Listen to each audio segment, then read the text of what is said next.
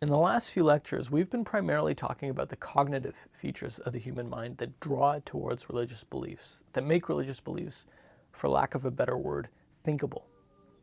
In this lecture, we're going to look at how the mind is motivated towards religious beliefs. So not why it can think religiously, but why it wants to. Now, that we're motivated to think religiously in order to somehow make us feel better was an idea that was forcefully argued by one of history's most famous critics of religion, the Viennese psychoanalyst Sigmund Freud. In his The Future of an Illusion, Freud argued that religion is a form of wish fulfillment, an outgrowth of the security and longing that a child feels for his or her father. The harsh realities of life and of nature, and perhaps above all of our mortality, made the pull of that illusion that much more comforting. Now, this is admittedly a belittling view of religion and of religious adherence, but the question is there any truth to that? Now, Freud's book was published in 1927, and it would be 70 more years before social psychology had matured to the point where it could empirically test those ideas. Now, before we get to those tests, we're going to take a pit stop at the famous masterwork, The Denial of Death, by the neo-Freudian anthropologist Ernest Becker. Now, The Denial of Death is a brilliant but utterly depressing book. To understand why it's so depressing, it might be just as important to understand the context under which it was written as the content of the book itself. Now, Ernest Becker wrote the book while he was at Simon Fraser University in Burnaby, British Columbia, just a few kilometers away from here. And by the time he arrived there, he'd already become a bit of an academic outcast. So he was fired from his first position at Syracuse, and then ended up in squabbles with the administration at Berkeley and at San Francisco State University. So by the time he arrived at the functionally minimalist, but arguably depressing concrete campus of Simon Fraser University in 1969, he seemed to have finally found a group of like-minded colleagues who were receptive to his unique and interdisciplinary way of thinking. But just 3 years later, he was diagnosed with colon cancer, and within 2 years, he would be dead. And it was against that backdrop that he wrote The Denial of Death. So his argument in the book was that human culture, all of it, was the method that our species used to cope with the awareness that's unique among the animal kingdom that we were going to die. The constant fear of our own mortality led us to various attempts to both literally and metaphorically achieve immortality. We create and defend our culture as a way of ensuring that part of us lives on even as our bodies die.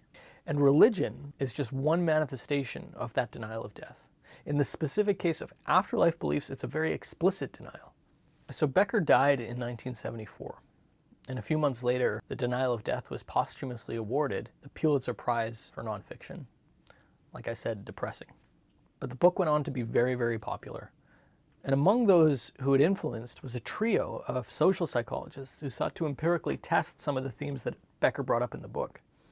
And so was born terror management theory, a theory that, like Becker, predicted that the fear of mortality would make people reach for literal or symbolic forms of immortality.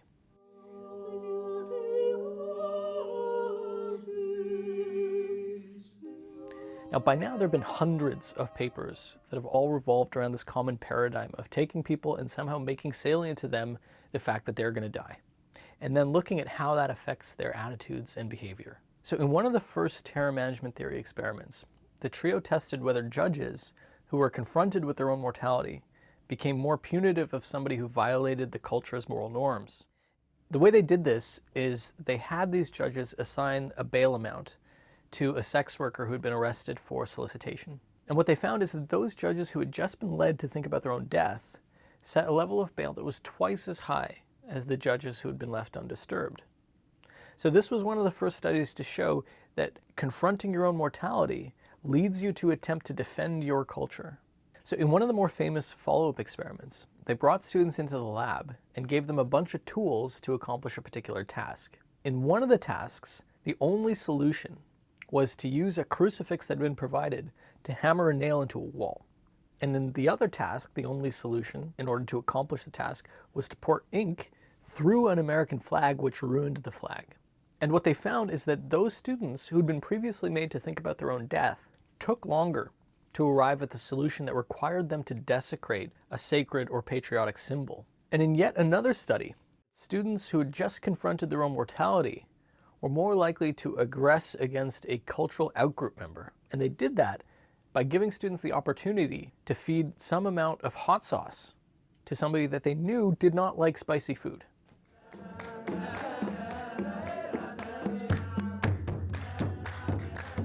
What about religion? Well, there have been a few experiments that have directly tested how confronting one's own mortality changes one's attitudes about religion.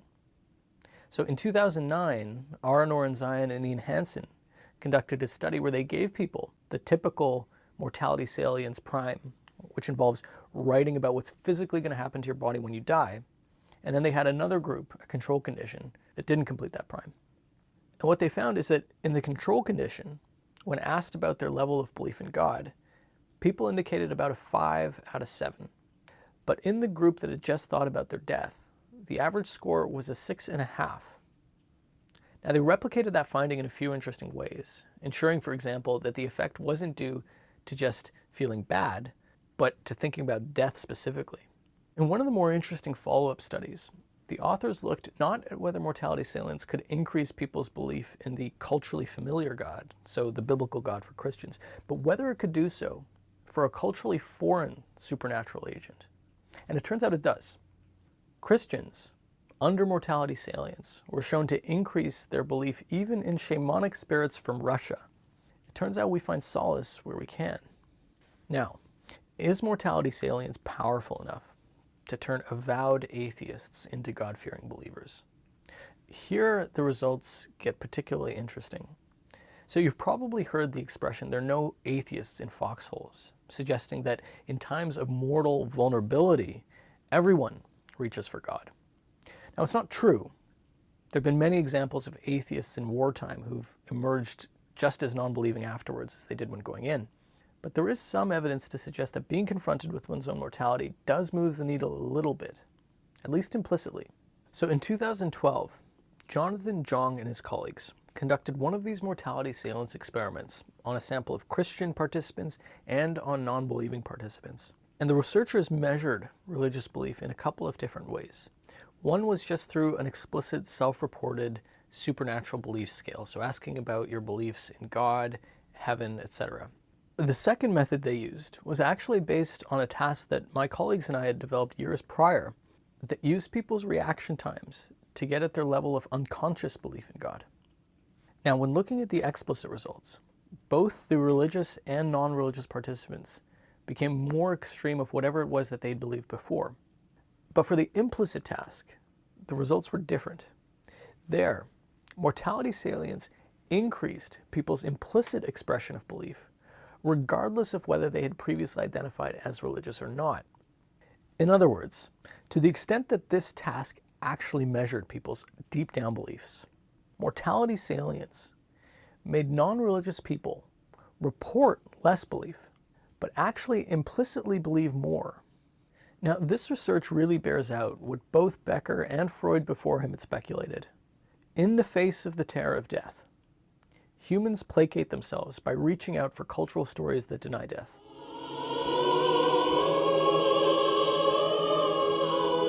Now, Becker really hitched his theory to the motivation to palliate the fear of death specifically.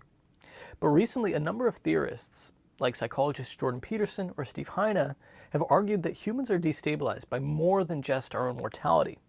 The world is frightening not just because we have these fragile mortal bodies, but because it's chaotic and it's unpredictable and it's unfair and things seem to happen for no reason at all. And in this chaos, the mind is motivated to reach for more than just immortality. It's motivated to reach for order and coherence and meaning. Now, there's interesting evidence that for many, religion sates this motivation for meaning by bringing order to a chaotic world. Aaron Kay and his colleagues have shown that simply thinking about a time when one was not in control is enough to spur people to increase their belief in a controlling God. In another study, Kay and his colleagues investigated what happens to our religious beliefs when our confidence in another external source of control, the government, was undermined. Canadian students were split into two groups. One of those groups was told that the structure of the government was stable, and the other was told that the abolition of some significant political parties loomed, and that threatened to undermine the entire stability of the system.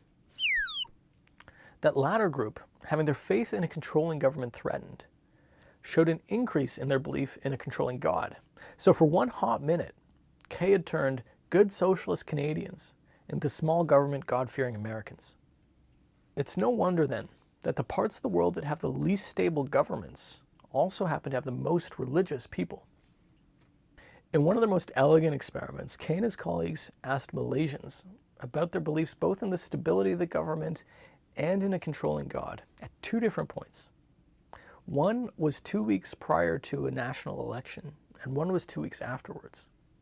As predicted by their model, before the election, when things were more uncertain, people were both less confident in their government and more confident in their belief in a controlling God. In other words, in the face of uncertain secular control, people compensated with increased belief in religious control. And actually, Kay calls this the compensatory control model.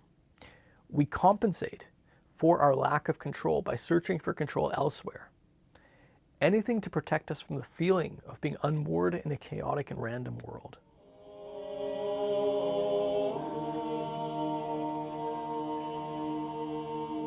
Social neuroscientists have also found evidence of this palliative function of religion in the brain. Alexa Tullett and Mickey Inslicht, both at the University of Toronto, have done some fascinating work on what they've ambitiously called existential neuroscience. Tullett and Inslicht's work is based on looking at a particular brain signature that maps onto the sense of having our ordered view of the world destabilized. And so here I need to introduce two pieces of terminology. One is part of the brain called the anterior cingulate cortex, or the ACC. Now, that's a small part of the brain that's located about 2 or 3 inches behind the center of your forehead.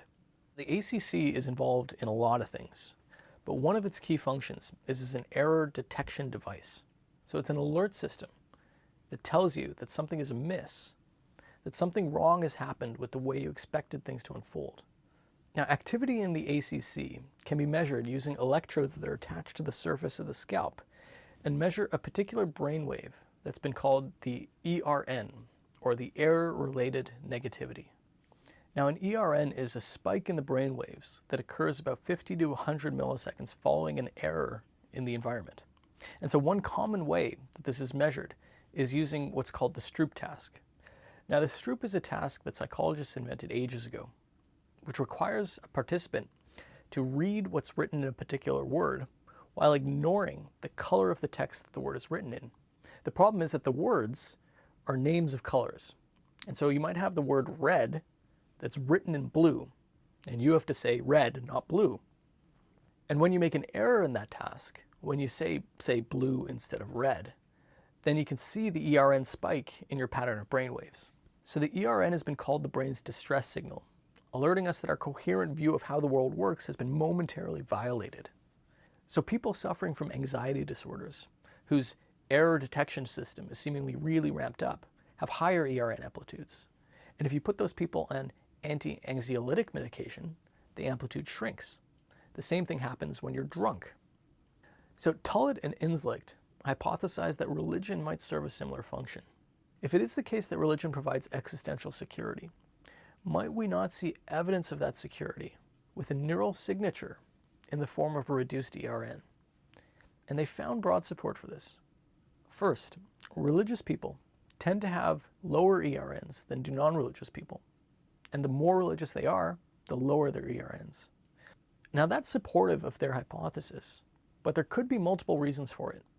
Correlation, as you know, does not necessarily imply causation. So we can't be sure that it's the religion that is causing that reduced ERN rather than some other associated variable. So the researchers designed an experiment which tried to activate religion in the moment. And they did this using something called religious priming, something that we'll talk about extensively in a later lecture.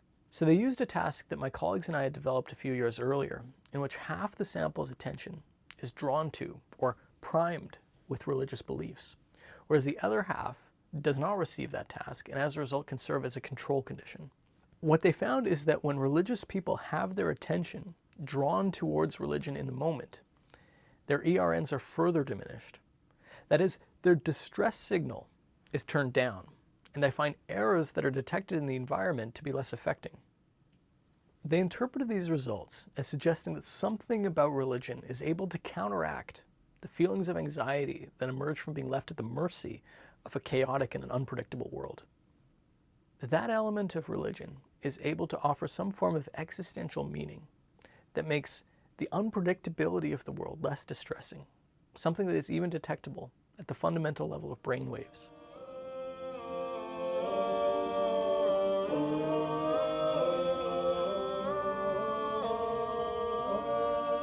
All of these lines of evidence, from terror management theory to the compensatory control model to existential neuroscience, support this argument that aspects of religion do indeed foster some form of existential security. And that might be why we tend to see religion thrive in places of conflict and hardship and fade away in places where life is easy. When you already have security, there is less need for the special type of security that is offered by religion. Now, many have criticized Freud's perspective on religion as being overly simplistic, and I think that's a fair criticism. It's not that Freud's view of religion was necessarily wrong, but it was incomplete. It appears that existential security is a real feature of religion, but that's not all religion is about. Religions contain beliefs that tend to deny death and to placate chaos, but that's not all they contain. And different elements of religion serve different functions. In the next two modules, we'll see that many features of religion, and many features of afterlife belief specifically, do much more than just deny death and ease existential security. In fact, one of the common retorts to this motivated existential explanation for religion is that many religious beliefs aren't reassuring at all. But before we get there, let's consider this question. Amid all these cognitive and motivational features that push the human mind towards becoming religious, how is it that some people become non-religious?